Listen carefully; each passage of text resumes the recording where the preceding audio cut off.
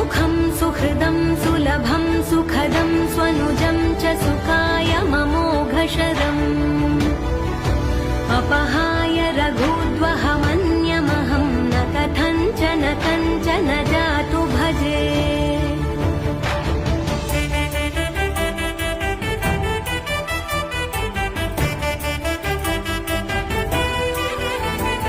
विना वेङ्कटेशं ननाथो ननाथः सदा वेङ्कटेशं स्मरामि स्मरामि।